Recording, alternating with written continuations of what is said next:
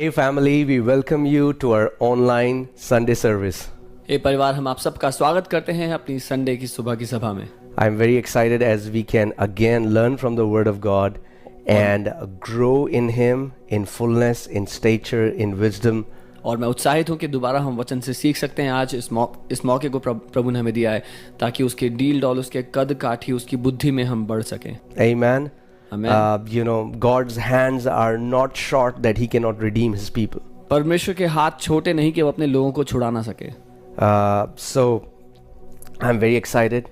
इसीलिए मैं बहुत उत्साहित हूँ। And I just declare this over you that this will be the year of shalom for you and for your family. और मैं आपके ऊपर एक घोषणा करना चाहता हूँ कि आपके और आपके परिवार के लिए परमेश्वर के शालोम का साल हो गए। You're going to grow spiritually. आप आत्मिक रूप में बढ़ेंगे। You're going to thrive. उन्नति करते चले जाएंगे। And you will be a blessing. और आशीष का कारण होंगे। Amen. Amen. And we are going to conquer mountains that we have not conquered so far. और हम उन पहाड़ों पर, उन कठिनाइयों पर जय पाएंगे जिन पर आज तक नहीं पाए थे। Amen. Amen. So, I had to preach a different word, but this morning I just felt that, the Lord led me to speak about a different portion of the scripture. So I want to be faithful to His voice and I want to share what is in my heart. मुझे एक अलग विषय पर आज सुबह शिक्षा देनी थी, लेकिन मैंने जो अपनी आत्मा में आभास किया, महसूस किया, वो ये था कि परमेश्वर मुझे वचन से कुछ और विषय में बात करने के लिए कहना चाहते हैं, तो मैंने उसकी बात को माना। Yeah, and I want to talk about God thoughts. और मैं बात करना चाहता हूँ परमेश्वर के विचारों के बारे में। All right, so let's pray and then we'll go into the word. तो हम प्रार्थना करके वचन में जाएंगे। Dear Heavenly Father, प्रिय स्वर्गीय पिता, we thank you हम धन्यवाद देते हैं because you are so good. क्योंकि आप बहुत भले हैं। Thank you, Father, धन्यवाद पिता that you loved us with an everlasting love. कि आपने हमसे अनंत के प्रेम से प्रेम किया है। That your thoughts towards us are continuously for our good, for our prosperity. कि आपके विचार निरंतर हमारे भले और हमारी उन्नति, हमारी समृद्धि के विषय में है। So, Father, we praise you. इसलिए हम आपका धन्यवाद देते हैं पिता। Holy Spirit, पवित्र आत्मा, we thank you हम आपका that धन्यवाद you are the देते हैं Spirit of truth. कि आप सत्य की आत्मा हैं। You are the revealer of God's word. आप परमेश्वर के वचन के भेद को हम पर प्रकट करते हैं। So, Lord, here we are. इसलिए आपके सामने हम मौजूद हैं प्रभु। We say, talk to us. हम कहते हैं हमसे बात करें। Let this word ये वचन be for me. मेरे लिए हो। Let this word ये वचन be for my family. मेरे परिवार के लिए हो। Let this word ये वचन be for my generations to come. मेरी आने वाली पीढ़ियों के लिए हो। In Jesus' name. यीशु के नाम में Amen. आमीन। Come on, open your Bible to a passage of scripture. We will be reading from 2 Timothy 1:7. अपनी बाइबल आप दूसरा तिमुथियुस 1 और उसकी 7वीं आयत पर खोल ले, हम वो पढ़ेंगे। The Bible says, "For God has not given us a spirit of fear, but of power and of love and of a sound mind." और बाइबल यहाँ कहती है कि क्योंकि परमेश्वर ने हमें भय की नहीं पर सामर्थ्य और प्रेम और संयम की आत्मा दी है।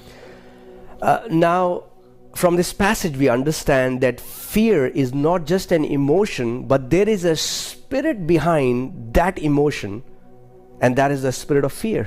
और इस आयत से ये स्पष्ट है कि डर या भय सिर्फ कोई भावना नहीं है, लेकिन उसके पीछे एक आत्मा है जिसकी बाइबल यहाँ पर बात कर रही है। It's a demonic spirit वो दुष्ट की ओर से एक आत्मा है that gives you wrong thoughts, जो आपको गलत विचार देती है, so that you will fear, you will be afraid, you will be constantly thinking that something wrong will happen with you, with your loved ones.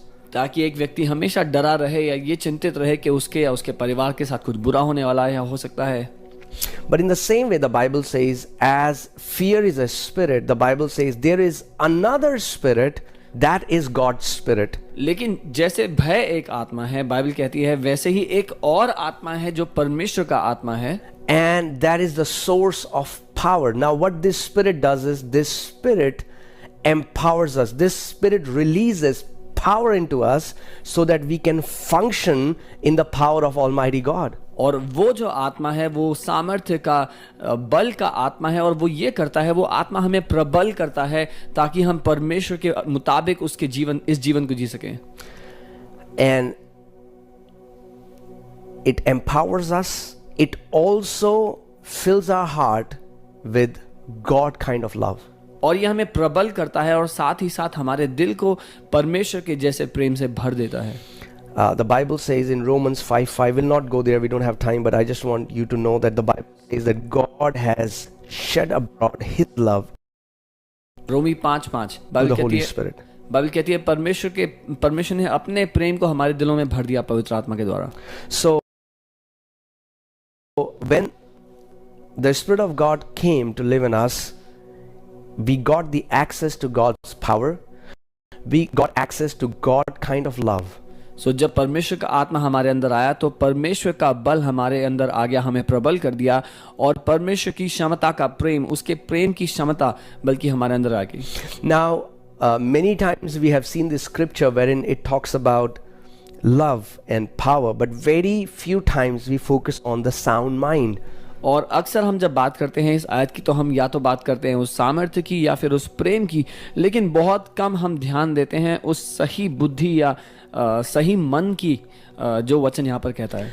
The same Spirit that is the source to power and that is the source to love is the source to the sound mind. क्योंकि वो एक ही आत्मा है जो प्रबल करता है, जो बल लेकर के आता है, जो प्रेम परमेश्वर का हमारे दिलों में उंडेलता है, वो ही आत्मा है जो एक सही मन, एक सही बुद्धि हमें देता है।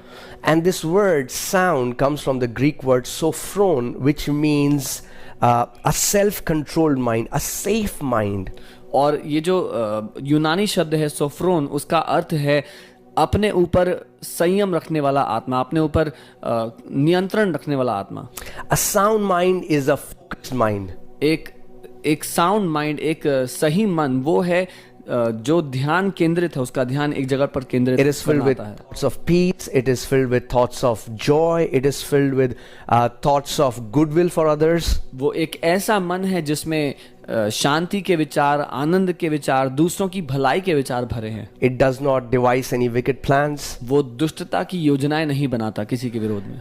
You know, as we saw that this Spirit gives us access to God's power, this Spirit gives us access to God's love, in the same manner this Spirit gives us the access to God's sound mind, God's mind. That means God thinks only what He wants to think. तो इसका अर्थ स्पष्ट है, ये जो आत्मा जो हमारे अंदर आया उसने परमेश्वर के बल से हमें प्रबल किया, परमेश्वर के प्रेम की क्षमता हमें दे दी, उसके प्रेम को हमारे दिलों में उंडेल कर, और वैसे ही परमेश्वर का मन, उसकी वो सही बुद्धि उसने हमें दे दी ताकि हम परमेश्वर जैसे मन को रख सकें। Amen. आमीन। So think about this. God has a mind. तो इसके बारे में सोचे, परमेश्वर के पास मन है, God thinks. परमेश्वर सोचता है, God has thoughts. उसके पास विचार हैं। Like you and me think, जैसे मैं और आप भी सोचते हैं, God also thinks. परमेश्वर भी सोचता है। In fact, we can think because we are created in the image and likeness of God. यहाँ तक कि मैं कहूँगा कि हम इसीलिए सोच पाते हैं क्योंकि हम परमेश्वर के स्वरूप और समानता में बनाए गए हैं। You know, God has emotions. परमेश्वर के पास भावनाएं हैं, Like we have emotions. जैसे हमारे पास भावनाएं हैं। Let's see this passage of scripture from Isaiah 55. हम यशायाह 55 से देखते हैं, And I want your attention. Please read this carefully. Let this go into your heart. और मैं चाहता हूँ आप ध्यान से मुझे सुने, इसको ध्यान से पढ़ेंगे, इस बात को अपने दिल में उतरने देंगे। We will read this passage from verse 8 till verse 12. 8वीं आयत से लेकर 12वीं आयत तक इसको हम पढ़ेंगे। God is saying, और परमेश्वर यहाँ कह रहे हैं, For my thoughts are not your thoughts, क्योंकि मेरे विचार तुम्हारे विचार के जैसे नहीं है, nor are your ways my ways, says the Lord. ना ही तुम्हारे रास्ते मेरे रास्ते हैं, परमेश्वर कह रहे हैं। For as the heavens are higher than the earth, so are my ways higher than your ways. क्योंकि जैसे आकाश पृथ्वी से ऊंचा है वैसे ही मेरे विचार तुम्हारे विचारों से ऊंचे हैं, And my thoughts than your thoughts. और मेरे मार्ग तुम्हारे मार्गों से ऊंचे हैं। So here in this passage, you know, we see that God also thinks and man also thinks, but there is a great divide between these two kind of thoughts. तो यहाँ पर हम देखते हैं परमेश्वर इस बात को स्पष्ट करते हैं कि मनुष्य भी सोचता है और परमेश्वर भी सोचता है, लेकिन एक बहुत फासला है, बहुत बड़ा फासला है इन दोनों तरह के विचारों में। Our thoughts are of much lower category, and he says, my thoughts are much higher, they are much superior, they are much higher. मनुष्यों के विचार बहुत ही निचली श्रेणी के हैं और परमेश्वर कहता है कि मेरे विचार बहुत ऊंची श्रेणी के हैं। In the same way, he says, hey, your ways, the way you operate, is not the way I operate. और परमेश्वर वैसे ही कहता है, जैसे तुम काम करते हो, जैसे तुम उठते बैठते हो, मैं वैसे काम नहीं करता जिंदगी में। The way you think about a situation is not the way I think about a situation. जैसे तुम एक परिस्थिति के बारे में सोचते हो, वैसे मैं नहीं सोचता। For as the rain comes down and the snow from heaven, and do not return there, but water the earth, and make it bring forth and bud, that it may give seed to the sower, and bread to the eater, so shall my word be that goes forth from my mouth. It shall not return to me void, but it shall accomplish what I please, and it shall prosper in the thing for which I sent it. जिस प्रकार से वर्षा और him आकाश से गिरते हैं और वहां यूं ही लौट नहीं जाते, वरन भूमि पर पड़कर उपज उपजाते हैं, जिससे बोने वाले को बीज और खाने वाले को रोटी मिलती है, उसी प्रकार मेरा वचन भी होगा जो मेरे मुख से निकलता है। वह व्यर्थ ठहरकर मेरे पास ना लौटेगा, परंतु जो मेरी इच्छा है उसे वह पूरा करेगा, और जिस काम के लिए मैंने उसे भेजा है उसे वह सफल करेगा। Okay, then I want you to pay close attention to this passage. First, God is talking about his thoughts and his ways, and then he talks about his words. Why? Because our thoughts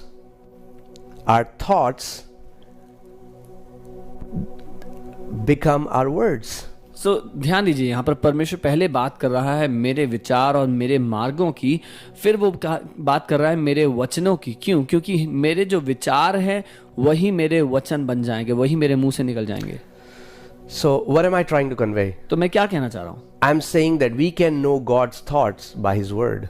मैं ये कह रहा हूँ हम परमेश्वर के विचारों को उसकी बातों, उसके वचन के द्वारा जान सकते So, हैं। the first way सबसे पहला to know तरीका God's thoughts परमेश्वर के विचार जानने का is to know God's word. वो है उसके वचन को जानने का। When you know his word, जब आपको उसका वचन पता है, you would know his thoughts, आपको उसके विचार पता होंगे, you would know his ways, उसके रास्ते पता होंगे, you would know his intentions. उस कुछ करने के पीछे उसका क्या चाहत है वो पता होगी। Why? Because क्यों?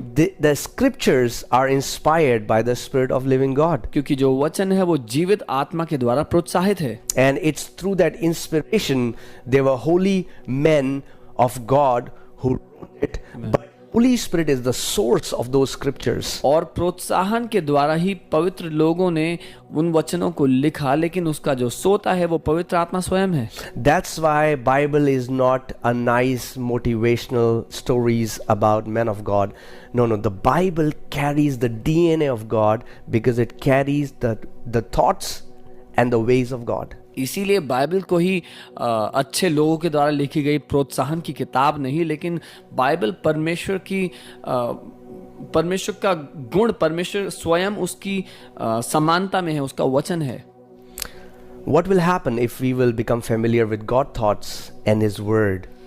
क्या होगा अगर हम परमेश्वर के विचारों को जान गए और उसके वचन को जान गए? What would happen if we would fill our hearts with God's thoughts and with God's word? क्या होगा अगर हमारे हृदय में हमने परमेश्वर के विचारों और उसके वचनों को भर दिया? Next verse says, "For you shall go out with joy." अगली आयत कहती है, क्योंकि तुम आनंद के साथ निकलोगे and be led out with peace. और शांति के साथ पहुंचाए जाओगे। The mountains and the hills shall break forth into singing before you, and all the trees of the field shall clap their hands. तुम्हारे आगे आगे पहाड़ और पहाड़ियां गला खोलकर जय जयकार करेंगी, और मैदान के सब वृक्ष आनंद के मारे ताली बजाएंगे। What happens to those people who fill their hearts with God thoughts, with the word of God? क्या होता है उन लोगों के साथ जो अपने विचारों को परमेश्वर के विचारों से और अपने हृदय को परमेश्वर के वचन से भर लेते हैं? They find joy. वो उनको आनंद मिल जाता है। They start to dwell in joy. वो आनंद में जीने लग जाते हैं। They are led by peace. शांति के द्वारा वो चलाए जाते हैं। So their entire life becomes a celebration. उनकी सारी जिंदगी एक उत्सव बन जाती है। Why? Because they are continuously led by God. क्यों? क्योंकि निरंतर परमेश्वर उनकी अगुवाई कर रहा है। Their thoughts are filled with God thoughts. उनके विचार परमेश्वर के विचारों से भरे हुए हैं। His word carries his thoughts, his word carries his DNA, his words carries his life. उसका वचन, उसके विचार, उसके जीवन, उसके प्राण को लेकर चलता है। Amen. Let's go to another scripture, Jeremiah 29:11. हम एक और आयत देखेंगे, यिर्मयाह 29 उसका 11। God says, "For I know the thoughts that I think towards you." और परमेश्वर कह रहा है कि जो कल्पनाएं मैं तुम्हारे विषय में करता हूं उन्हें मैं जानता हूं। God knows the thoughts he thinks about us, but do we know the thoughts he thinks towards us? परमेश्वर जो विचार, जो कल्पनाएं हमारे विषय में करता है उनको वो तो जानता है, लेकिन क्या हम जानते हैं?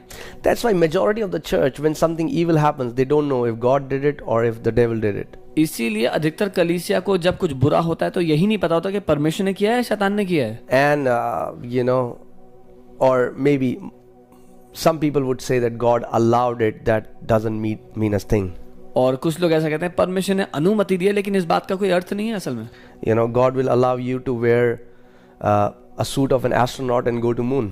और परमेश्वर आपको अनुमति देगा आप एस्ट्रोनॉट का सूट पहनकर मून पर चले जाएं। God will allow you to jump from a 14-story building. What I mean is, He will honor your free will. परमेश्वर आपको अनुमति देगा 14वीं माले से कूदने के लिए। मतलब मेरा कहने का ये है कि परमेश्वर आपकी स्वेच्छा का आदर करता है। Let's read this passage so that our Father, our heavenly Father, never ever thinks evil in his heart. लेकिन इस आयत को हम जरूर पढ़ेंगे साथ में, क्योंकि मैं चाहता हूं आप जान ले कि हमारा स्वर्गीय पिता कभी भी हमारे विषय में बुरे विचार नहीं सोचता। There was never a time from eternity. Even before you were born, even before you were conceived in your mother's womb, do you know that God knew you? जब से सृष्टि की शुरुआत हुई, समय से भी पहले, जब आप अपनी माँ के गर्भ में बनाए भी नहीं गए, उससे भी पहले, क्या आप जानते हैं परमेश्वर आपको जानता था? There was never a time in eternity past when God ever thought a wicked thought or an evil thought about any of his children. और जब से सृष्टि की शुरुआत हुई है, तब से अब तक परमेश्वर ने एक भी बुरा विचार, एक भी दुष्टता का विचार अपनी संतान, अपने बच्चों के लिए नहीं सोचा। For I know the thoughts that I think towards you, says the Lord. क्योंकि जो कल्पनाएं मैं तुम्हारे विषय में करता हूं उन्हें मैं जानता हूं। Thoughts of peace and not of evil. वे हानि की नहीं वरन कुशल ही की हैं। To give you a future and a hope. ताकि मैं अंत में तुम्हारी आशा को पूरा करूं, एक उज्जवल भविष्य दूं। So God's thoughts towards you are thoughts of peace. तो परमेश्वर के विचार जो आपके बारे में वो सोचता है, वो आपके जीवन में शांति लेकर आने के लिए हैं। They are not of evil. वो दुष्टता के नहीं। He wants to give you a future. वो आपको एक उज्जवल भविष्य देना चाहता है। He wants to give you hope. आपको जीवन में आशा देना चाहता है। Amen. आमीन। So if you have ever thought that God planned something evil against your life, He gave a sickness to some of your family member, or you believe that God put you in a bad situation, it's time you repent and you know who your heavenly Father is. तो अगर आपने ऐसा कभी भी सोचा हो कि परमेश्वर ने आपके जीवन में कुछ बुरा किया, बुरा जो योजना बनाई, या आपके परिवार के किसी जन को बीमारी दी कुछ सिखाने के लिए, तो ये समय है कि अपना मन फिर अपने सोचने के तरीके को आप बदले। God is not into killing business. परमेश्वर प्राण लेने के व्यवसाय में नहीं है। He is into giving life. उसका काम है जीवन देना। He is not into giving sicknesses to people. बीमारियां देना उसका काम नहीं है। He is into healing people from their sicknesses. उसका काम है लोगों को उनकी बीमारियों से चंगा He is करना। not into making people poor. वो गरीब बनाने के काम में नहीं है। He is into lifting people out of their poverty. उसका काम है उनकी गरीबी से उनको बाहर He is निकालना। not into oppressing people, वो लोगों को दबाने के काम नहीं करता, but he is into setting people free from oppression and filling them with his joy. लेकिन उसका काम है लोगों को दबाव से, तनाव से आजाद करके अपने आनंद से भर देना। Amen. So Amen. we know that we can know God's thought as we become as we start to grow in the Word of God, as we start to fill our heart with the Word of God, we will start to know the thoughts of our Heavenly Father. तो जैसे हम परमेश्वर के वचन को अपने दिल में भरते हैं, हम अपने स्वर्गीय पिता के विचारों को जानने लग जाएंगे। The second way is दूसरा तरीका, we know God's thoughts through the Spirit of God. हम परमेश्वर के विचार परमेश्वर की आत्मा के द्वारा जानते हैं। What I mean by that is, see, there are some things which are very evident in the Word.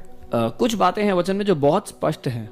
It's not evident to all the Christians, but it is evident in the word. सब मसीहों के लिए नहीं है, लेकिन मैं कहूँगा वचन में तो बहुत साफ है. Yeah. For example, healing. When we read the scriptures, we know that Jesus heals all. We know that it's God's will to heal every sick person. उदाहरण के लिए जब चंगाई की बात की जाए तो हम देखते हैं कि यीशु के पास जो कोई आया उसको चंगा किया, तो हम जानते हैं कि परमेश्वर की इच्छा है कि हर कोई चंगा हो. So, whenever we see any sick person, we can instantly know God's thought for that person. If that person is sick, we know that the Father wants this guy to be healed. तो हम जैसे ही देखते हैं कोई बीमार व्यक्ति है तो हमें पता है परमेश्वर की क्या इच्छा है. पिता चाहता है कि ये व्यक्ति चंगा हो जाए. However, लेकिन when it's about you leaving a country, जब मुद्दा हो आपको एक देश छोड़कर दूसरे देश जाने का, you got a very nice opportunity. आपको मान लीजिए बहुत अच्छा मौका मिला है. Somebody is giving you a green card, blue card, yellow card, whatever cards are there. आपको जिस भी तरह का न्योता, जिस भी तरह का कार्ड मिल रहा है उस देश जाने के लिए. And you are so excited because everything looks so beautiful. और आप बहुत खुश हैं, बहुत उत्साहित हैं क्योंकि सब कुछ बहुत सुहावना लग रहा है. But we should know that we have access to God's mind. लेकिन आपको ये पता होना चाहिए कि हमारे पास परमेश्वर के विचारों को जानने की क्षमता है. Believers shouldn't be impulsive in taking decisions. विश्वासी लोगों को जल्दबाजी में निर्णय नहीं लेने चाहिए. Only we should be quick when we know God has said something, then you quickly obey. सिर्फ तब जल्दीबाजी करें जब आपको पक्का पता है परमेश्वर क्या चाहता है, उसने क्या कहा है. But when you are just seeing opportunities and you want to go out to another country, or you want to marry someone, or you are doing, there is a big decision that you have to take which will change your future, I would say that a wise thing would be to inquire the Lord about that thing. लेकिन जब आप जीवन में अलग अलग बातों के लिए अवसरों को तलाश रहे हैं, किसी और देश जाना चाहते हैं, किसी से विवाह करना चाहते हैं, कोई बड़ा निर्णय लेना है, तो मैं कहूँगा बहुत ज़रूरी है कि आप परमेश्वर के सामने उस प्रस्ताव को रखें, उससे उसकी राय लें. Just don't judge things depending on your five senses. आप बातों का निर्णय, चीज़ों का निर्णय अपने ज्ञान, अपने अनुभवों के मुताबिक ना करें. Because our understanding is limited. क्योंकि हमारी समझ सीमित है. There are so many things that we do not know. बहुत सारी बातें हैं जो हम नहीं समझते. But we have a great privilege. लेकिन एक बहुत बड़ा सौभाग्य है. We have access to God's mind. परमेश्वर के मन की बातों को जानने की क्षमता हमारे पास है. God's word tells us His generic will for everyone. परमेश्वर का वचन हमें परमेश्वर की जो सरल इच्छा है सब लोगों के लिए वो बताता है. But there is no chapter about Ankit in the Bible. लेकिन बाइबल में अंकित या आपके नाम का कोई अध्याय नहीं है. There is no chapter of Samarth in the Bible. सामर्थ नाम का कोई अध्याय नहीं है. So how should I know which way is God leading me? What does God want me to do? तो मुझे कैसे मालूम होगा कि परमेश्वर खासकर मेरे जीवन के लिए क्या मार्ग निकाल कर मुझे बताना चाहता है, कहाँ मुझे ले जाना चाहता है. For that, उसके लिए we grow in fellowship with the Holy Spirit. हम पवित्र आत्मा के साथ रिश्ते में और सहभागिता में बढ़ते हैं. Let's see this passage. 1 Corinthians 2:11. पहला कुरिन्थियों 2:11 हम देखते हैं साथ. No one can know a person's thought. I'm reading from NLT version. No one can know a person's thoughts except that person's own spirit. और पास्टर एनएलटी से पढ़ रहे, मैं उसका अनुवाद कर देता हूँ. एक व्यक्ति स्वयं को छोड़ उसके विचारों को और कोई नहीं जानता. And no one can know God's thoughts except God's own spirit. और परमेश्वर के विचारों को परमेश्वर स्वयं के आत्मा के अलावा कोई नहीं जान सकता. Okay, so Bible is saying, hey, if you meet me, तो बाइबल कह रही है अगर आप मुझसे मिलोगे, for example, you meet me, उदाहरण के लिए आप मुझसे मिले, you can hear what I'm saying, आप वो सुन सकते हैं जो मैं बोल रहा हूँ, but you will not have access to my thoughts. लेकिन आप मेरे विचारों को नहीं जान पाएंगे. You as a different individual do not have access to my thoughts. एक अलग व्यक्ति होने के कारण आप मेरे विचारों को नहीं जानते. The Bible is saying only a person knows his own thoughts. Bible कहती है एक मनुष्य स्वयं ही अपने विचारों को जानता है. Only his spirit knows the thoughts. केवल उस मनुष्य का आत्मा ही जानता है कि उसके अंदर क्या चल रहा है. In the same way, वैसे ही nobody knows God's thoughts. कोई भी परमेश्वर के विचारों को नहीं जानता. Let's see verse 16 in the same chapter. इसी अध्याय की 16वीं आयत देखते हैं. For who can know the Lord's thoughts? Who knows enough to teach him? क्योंकि कौन परमेश्वर के विचारों को जानता है, किसको इतना आता है कि वो परमेश्वर को सिखा पाए. We understand these things. लेकिन हम इन बातों को समझते हैं. Hallelujah. The Bible is saying that who can know God's thoughts, but we understand. We know God's thoughts. Why? For we have the mind of Christ. और बाइबल कह रही है कौन परमेश्वर के विचारों को जानता है? हम जानते हैं, हम समझते हैं उसके विचारों को, क्योंकि हमें उसका मन, उसकी बुद्धि समझ दी गई है। We have the access to the mind of God. परमेश्वर के मन के विचारों को जानने की क्षमता हमें दी गई है। See, the first way to know the ways of God, to know God's heart, is through His Word. जो पहला तरीका है परमेश्वर के विचारों को जानने का, वो है उसके वचन के द्वारा। When you read the Word of God, you would know the will of God for entire humanity. You would know the will of God. What does God want? Mankind to getting salvation, getting healed, people prospering. We would know the generic will of God for everyone. जब आप Bible पढ़ेंगे तो आप परमेश्वर की जो इच्छा मनुष्य जाति के लिए है, एक पूरी मनुष्य जाति के लिए, वो जान लेंगे कि परमेश्वर चाहता है कि कोई भी नाश ना हो, हर कोई उद्धार पाए, हर एक चंगा हो, हर एक समृद्ध हो। ये उसके विचार पूरी मनुष्य जाति के लिए हैं। But in the scripture there is no chapter about my life. I do not know if I should take that job. I do not know if I should I do not know if I am taking a big decision. I do not know what I should do. What is my heavenly Father thinking about that situation? लेकिन क्योंकि Bible में मेरे नाम का कोई अध्याय नहीं है, खासकर मेरे जीवन के लिए परमेश्वर क्या चाहता है वो उसमें नहीं लिखा है, तो मैं वो कैसे जानूं कि मुझे किस नौकरी को करना है, किस व्यक्ति से शादी करनी है, कौन सा बड़ा निर्णय कैसे लेना है, उसकी राय मैं परमेश्वर से ले सकता हूँ। It's so beautiful that even our heavenly Father has made that provision. और ये इतना खूबसूरत है कि परमेश्वर ने ये समाधान हमारे लिए रखा है। Not only He gave us His word, He gave us His Spirit. इतना ही नहीं कि उसने अपना वचन हमें दे दिया, उसने अपना आत्मा भी हमें दिया है। That means, hear this carefully. इसका अर्थ ध्यान से सुनिएगा। In any situation, we have the privilege to know what God is thinking about that situation. किसी भी परिस्थिति में हमारे पास ये सौभाग्य है कि हम जाने कि परमेश्वर उस बारे में क्या कहता है। What a great privilege. क्या महान सौभाग्य है। No matter what it is. चाहे कोई भी बात क्यों That's ना what Bible calls inquiring the Lord. You can inquire the Lord. You can go into His presence, fellowship with the Holy Spirit and say, Daddy, what do you think about this situation? इसी को Bible कहती है परमेश्वर से सलाह मशवरा करना है, परमेश्वर की इच्छा को जानना। आप परमेश्वर के सामने जा सकते हैं उस मुद्दे को लेकर के और कह सकते हैं स्वर्गीय पिता आप क्या कहते हैं इसके बारे में, पवित्र आत्मा आपका क्या कहना है। Like I was saying, you want to leave the country, praise God, but before you take any step, why don't you go into your prayer closet and say, Daddy, this looks awesome. I really want to go. I think it is going to bless me, my family, but what do you say about this? You inquire. और जैसा मैं कह रहा था, आप देश से बाहर जाना चाहते हैं, दूसरे देश जाना चाहते हैं, आप उसके सामने जाएं, पिता बहुत अच्छा मौका लग रहा है, इससे हो सकता है कि मैं और मेरे घराना सब उन्नति करें, लेकिन आपका क्या कहना है इस विषय में। And then Holy Spirit will reveal what the Father is thinking about that situation. और आप जाएं पिता की इच्छा जानने के लिए, उसके सामने इस विषय को रखें और फिर इंतजार करें, क्योंकि पवित्र आत्मा पिता की इच्छा को आप पर प्रकट करेंगे। We have access to God's thoughts. हमारे पास परमेश्वर के विचारों को जानने की क्षमता है। Isn't this beautiful? क्या ये खूबसूरत नहीं है That for anything about your life, कि आपके जीवन के किसी भी विषय के बारे में you can get counseling and you can get guidance from God. आप परमेश्वर स्वयं से काउंसलिंग पा सकते हैं, दिशा निर्देश पा सकते हैं। 2 a.m. in the morning, सुबह 2 बजे, 4 a.m. in the morning, 4 बजे सुबह, in the middle of the day, दिन में कभी भी, all you have to do is बस यही करना है। set your mind on Him, अपना मन उस पर ठहराएं, go into deep fellowship with Him, उसके साथ गहरी संगति में जाएं and just say, Father, what do you say?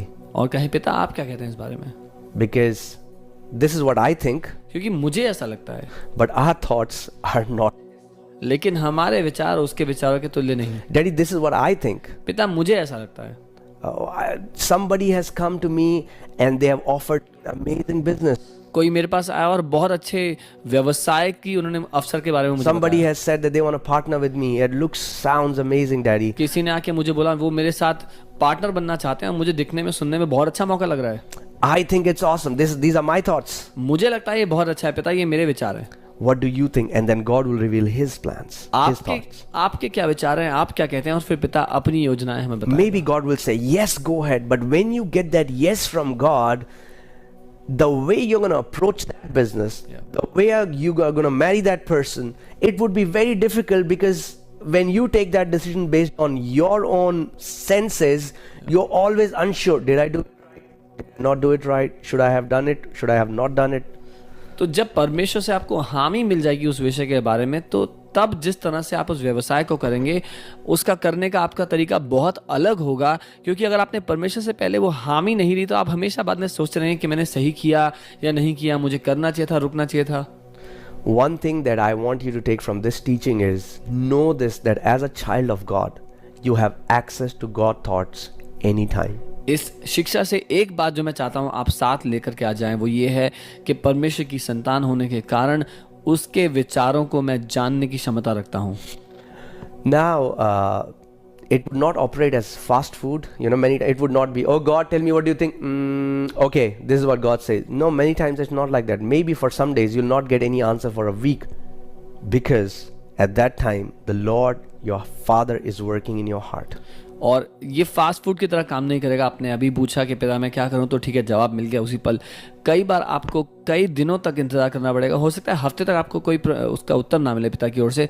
वो इसलिए क्योंकि आपका स्वर्गीय पिता आपके दिल में उस समय काम कर रहा होगा। I'm not saying that it will happen like that every time. और मैं ये नहीं कह रहा हूँ हर बार ऐसा होगा। But what I'm saying is, don't expect,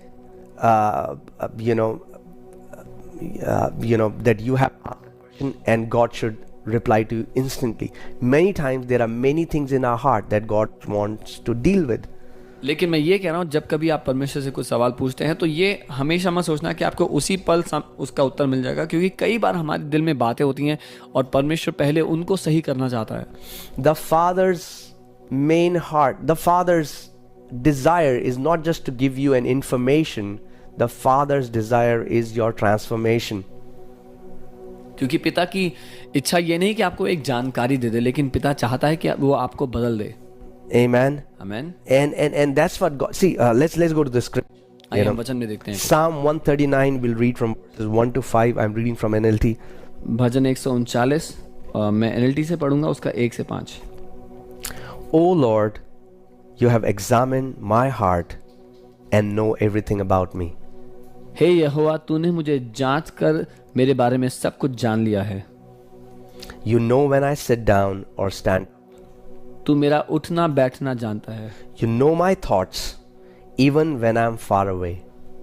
तू मेरे विचारों को दूर ही से समझ लेता है। You see me when I travel and when I rest at home. तू मेरे चलने और लेटने की तू भली भांति छानबीन करता है। You know everything I do. तू मेरे पूरे चाल चलन के भेद को जानता है। You know what I'm going to say even before I say it. मेरे मुंह से ऐसी कोई बात नहीं जिसे तू पूरी रीति से ना जानता हो, जब मैंने वो कही भी नहीं। You go before me and follow me. तूने मुझे आगे पीछे घेर रखा है। You place your hand of blessing on my head. और अपना आशीषों भरा हाथ तू मुझ पर रखे रहता है। Amen. I Amen. pray that His mighty hand of blessing would be upon every person who is watching this right now. मैं प्रार्थना करता हूँ कि उसके आशीषों से भरा हुआ सामर्थी हाथ हर एक के ऊपर जो ये देख रहा है इस समय, उनके ऊपर हो।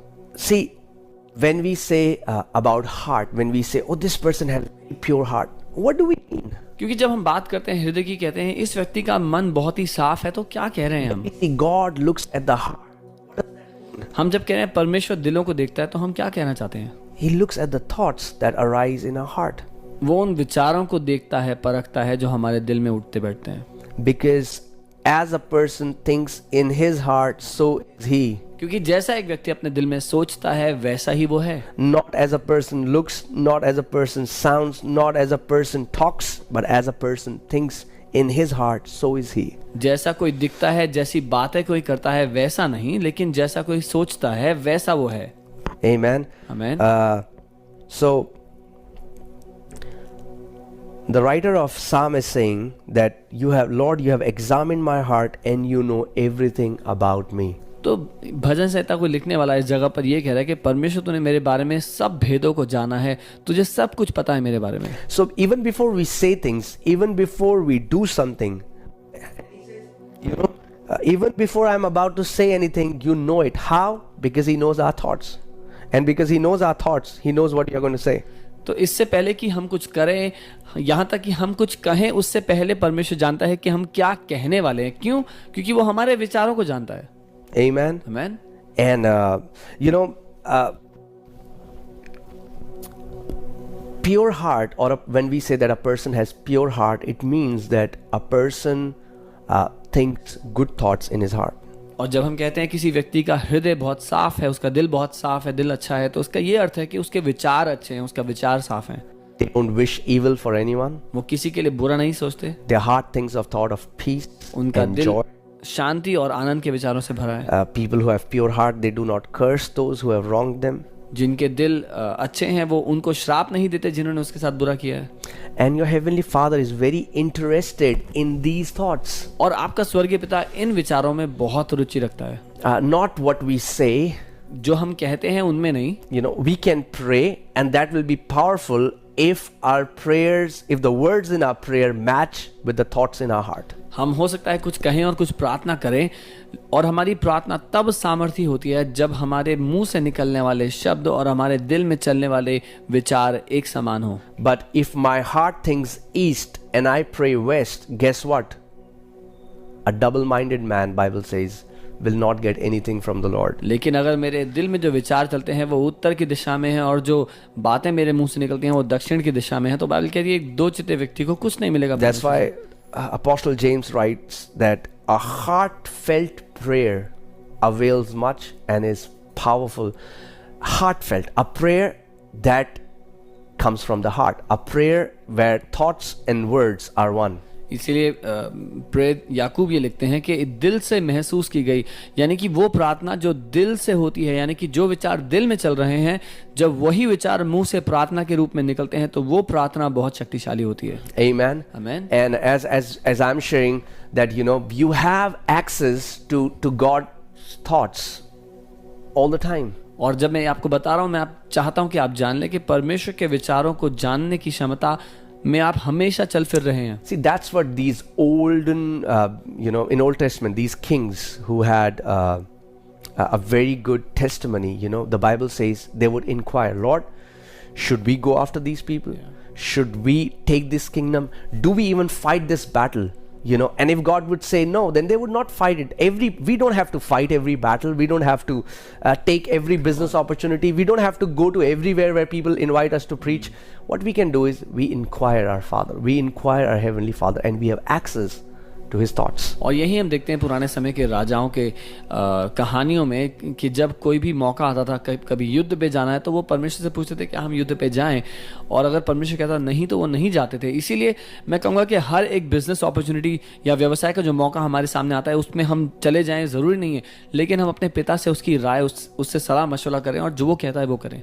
Amen. Amen. I do not know where you are right now, मैं नहीं जानता कि आप अपनी ज़िंदगी में कहाँ पर हैं, but I have a good news. लेकिन एक अच्छी खबर है मेरे पास आपके लिए। As human beings who are created in the image of God, वो मनुष्य जाति होने के रूप में जो परमेश्वर के स्वरूप में समानता में बनाई गई, we have a capacity हम ये क्षमता रखते हैं that we can change.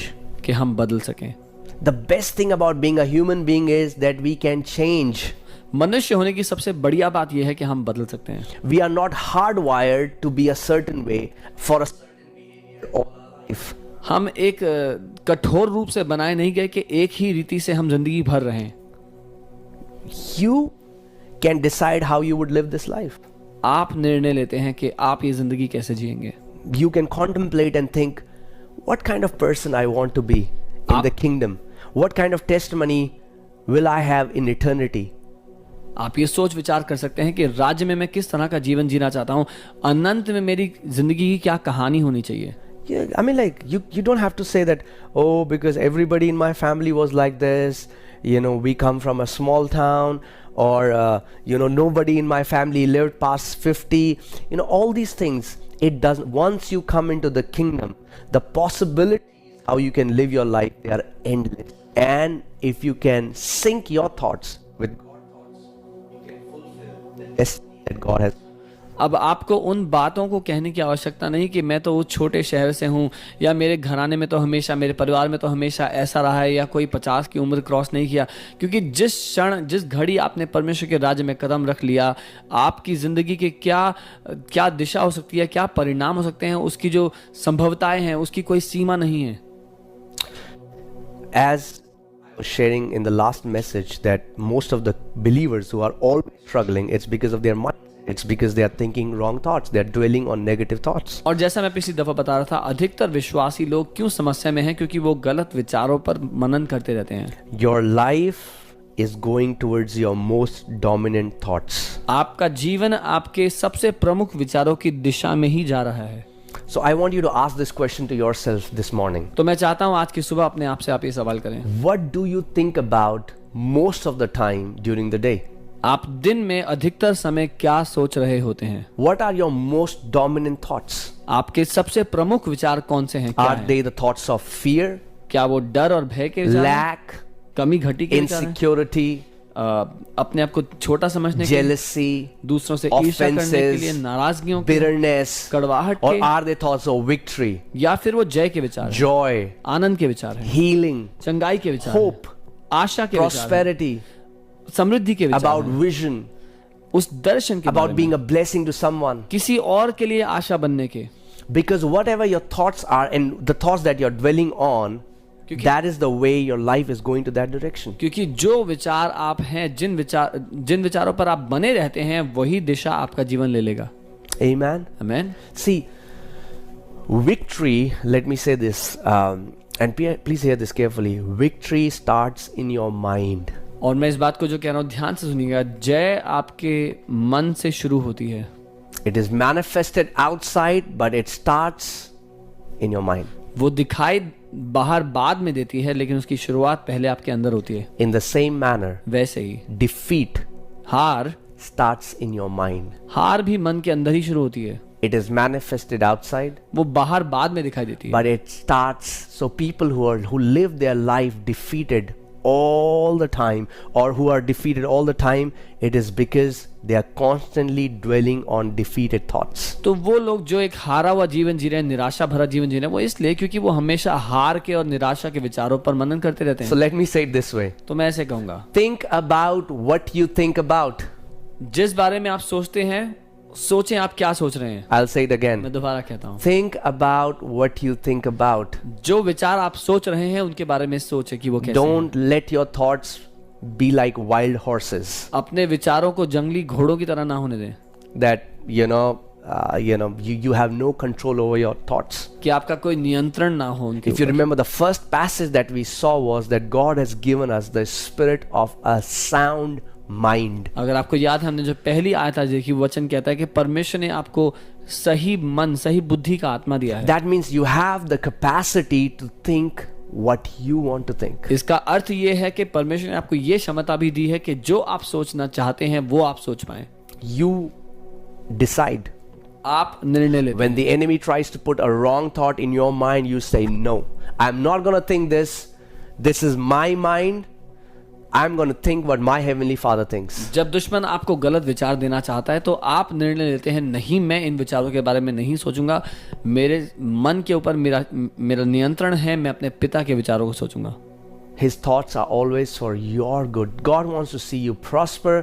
He wants to see you, grow in maturity. He wants to see you being a blessing for other people. क्योंकि परमेश्वर के विचार हमेशा आपके भलाई के लिए हैं, वो हमेशा आपको बढ़ते हुए, उन्नति करते हुए देखना चाहता है, औरों के लिए आशीष बनते हुए देखना चाहता है।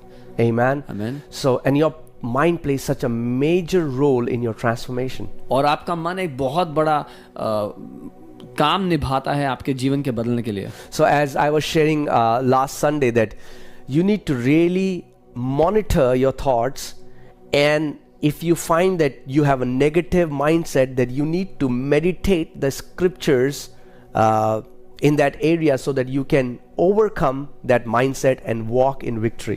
और जैसा पिछले हफ्ते मैं कह रहा था, अगर आप पहचान लेते हैं कि अगर आपके जीवन में आपके अंदर वो गलत विचारधाराएं हैं, तो उस क्षेत्र के बारे में परमेश्वर का वचन क्या कहता है, आपके जीवन के उस विषय के बारे में, उन बातों पर मनन करना शुरू करना आपको जरूरी है उस विचारधारा को बदलने के लिए। Amen. And as I was saying, Joshua 1:8, it talks about meditating the word of God. And meditating the word of God is nothing but you are thinking on the word which reveals his thoughts. So you think what God thinks. In a way, this is my definition, okay? This is my version. But meditation for me is I am learning to think like God. और यहोशू 1:8 जब आप परमेश्वर के वचन पर मनन करना सीखते हैं, और मैं कहूँगा मनन करना मेरे लिए जो उसका अर्थ है वो ये है, जब मैं वो सीखता हूँ उन विचारों को सोचना जो परमेश्वर मेरे बारे में सोचता है। Amen. So the good news is I can learn to think like God. Say this after me. I can think like God. और अच्छी खबर यह है कि मैं सीख सकता हूँ परमेश्वर की तरह सोचना। मेरे साथ कहें, मैं परमेश्वर की तरह सोच सकता हूँ। I can think like my Father. मैं अपने स्वर्गीय पिता की तरह सोच He सकता हूँ। might be God, Almighty God, creator for the world, but He is my daddy. He is my father for me. वो दुनिया के लिए सर्वशक्तिमान परमेश्वर रचनाकार होगा, लेकिन वो मेरे लिए मेरा पिता है। And I have the capacity to think like my dad. और मैं ये क्षमता रखता हूँ कि मैं अपने पिता की तरह सोच सकूं। Every son, every daughter has the capacity to think like their father. हर एक बेटे और बेटी के पास अधिकार है कि वो अपने स्वर्गीय पिता की तरह सोच And सके। that's what meditating the word of God does. और यही है जो वचन पर मनन करना करता है। Meditation is nothing but thinking what. मनन करने का अर्थ है वो सोचना जो वचन कहता है। Right? In the same way, what we call worry is nothing but meditating what devil says. वैसे ही चिंता करना और कुछ नहीं, लेकिन उन बातों पर मनन करना है जो शैतान कहता है। When you think about, everybody, people are losing their job, will I? You worry and you think and you think and you think, and it takes your peace away. There is no more peace. You're not able to sleep. That's what worry is. Worry is nothing but meditating on the wrong things. जब आप सोचते हैं मेरे भविष्य का क्या होगा, सबकी नौकरियां जा रही है, मेरी नौकरी का क्या होगा, और आप चिंता करते हैं सब सोचते हुए, चिंता करना और कुछ नहीं लेकिन वो सोचना है जो शैतान कहता है। And all of us are guilty of worry. We all have worried at some point of our life. और हम सब इस बात के दोषी कभी ना कभी रहे अपनी जिंदगी में चिंता करने के। So I want to tell you, you already know how to meditate. You already know meditation. इसीलिए मैं आपको बता रहा हूँ कि आपको पहले ही आता है मनन करना। Earlier we were meditating on the wrong things. Now start meditating on the word like you were meditating on the wrong things. पहले जहां हम मनन करते थे उन नुकसान की, उन गलत बातों पर, अब हम मनन करें परमेश्वर के वचन पर, उसकी बातों पर। Okay. Let's say this. This book of the law shall not depart from your mouth, but you shall meditate in it day and night, that you may observe to do according to all that is written in it. For then you will make your way prosperous, and then you will have good success.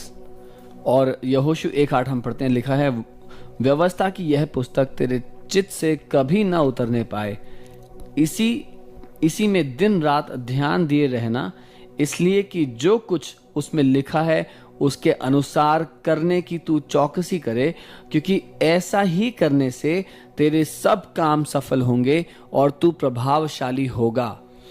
I think the Hindi English says, it says you will make your way prosperous and you will have good success. और Hindi version वैसा नहीं कहता, लेकिन असल में जो मूल वचन है वो ये है कि तब तू अच्छी सफलता पाएगा और तू अपने सब मार्गों को सफल करेगा।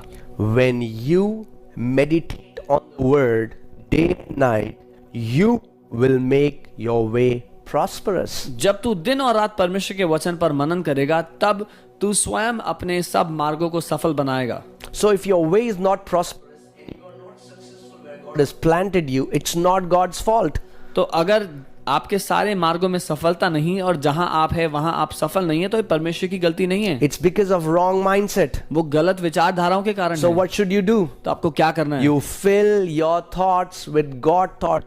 Meditate the word of God. अपने विचारों को परमेश्वर के विचारों से भर लें। आप परमेश्वर की बातों, उसके वचन पर मनन करें, Because when you do that, क्योंकि जब आप ऐसा करेंगे you're going to make your way prosperous and you're going to have good success. आप अपने मार्ग को सफल बनाएंगे और अच्छी सफलता पाएंगे। Amen, church. Amen. So find time to inquire, find time to fellowship with the Lord. Put things before Him before you take any decisions that are going to change your future. Don't make impulsive decisions. Go before the Father. Say, Daddy, this is a decision that I have to make. I want to know your thoughts, Daddy. What do you think about this? तो समय निकालें ताकि अपने स्वर्गीय पिता की इच्छा को, उसके विचारों को आप जान पाएं, उसके सामने विषयों को लेकर के जाएं, निर्णयों को लेकर के जाएं कि पिता आप क्या कहते हैं इस विषय में, आपकी क्या राय है इस बारे में, उसको जानें। 2008, I was given an invitation, an offer to be pastor of a very thriving church in India. 2008 में मुझे अवसर दिया गया कि मैं एक बहुत ही सफल, एक बहुत ही बढ़ती हुई कलीसिया में pastor बनूं। And but God said no. लेकिन परमेश्वर ने मना किया मुझे उसके लिए। And then 2013 is when he planted FOLJ Church. और 2013 है जब परमेश्वर ने FOLJ कलीसिया की नींव रखी। I cannot tell you what would have happened if I would have said yes before my time. मैं आपको नहीं बता सकता क्या हुआ होता उसका परिणाम अगर मैंने अपने समय से पहले हाँ कह दिया होता तो। But God, His thoughts were that He wanted me to start a ministry. But if I would have not listened to what He was saying, I would have gone and I would have never been satisfied. There would always have been this dissatisfaction because I just thought it was right and I would have done it. क्योंकि परमेश्वर के विचारों के अनुसार वो चाहता था कि वो एक सेवकाई मेरे जीवन के द्वारा स्थापित करे, लेकिन अगर मैंने उसकी इच्छा को ना जाना होता, उसको ना सुना होता, तो हमेशा जो भी मैं कर रहा होता उसमें मैं असंतुष्ट होता, क्योंकि उसकी इच्छा के से अलग था वो।